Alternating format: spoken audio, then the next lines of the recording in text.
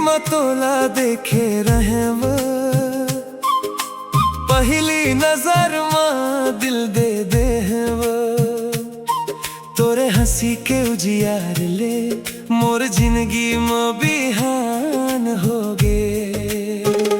तोर संग चलना है मोला, तोर हाथ धरना है मोला।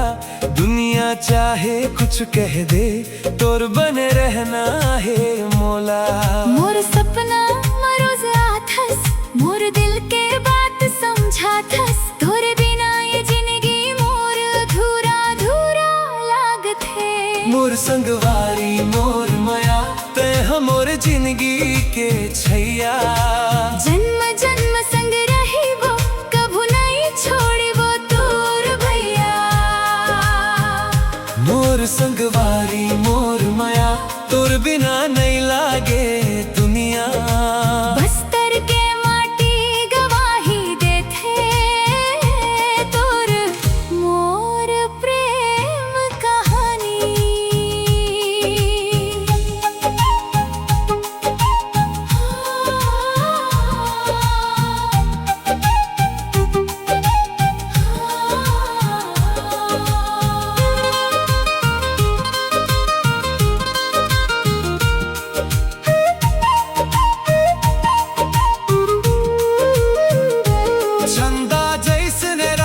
चमके तोर चेहरा मोला भावे, फूल जैसने कोमल बाती मोर मन ला छू जावे।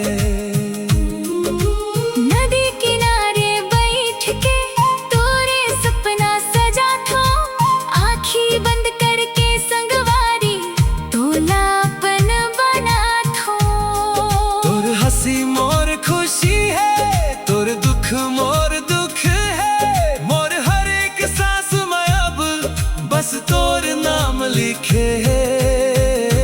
मोर संगवारी मोर माया ते हमोर जिंदगी के छैया। जन्म जन्म संग रही वो, कभू नहीं छोड़ी वो तोर भैया। मोर संगवारी मोर माया तोर बिना नहीं लागे दुनिया। बस्तर के माटी गवाही देथे, तोर मोर प्रेम कहानी।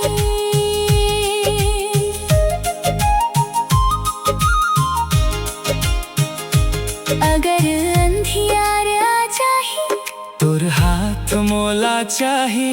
हर जन्म संगवारी बस तोर साथ मोला चाही। तोर भरोसा रखीबो, तोर सपना सजाबो। माया के ये डोरी ला जिंदगी भर निभाबो। मोर संगवारी मोर माया ते हमारा दिल की दुआ। 7 जन्म के रिश्ता ये हमर रहे प्रेम कथा।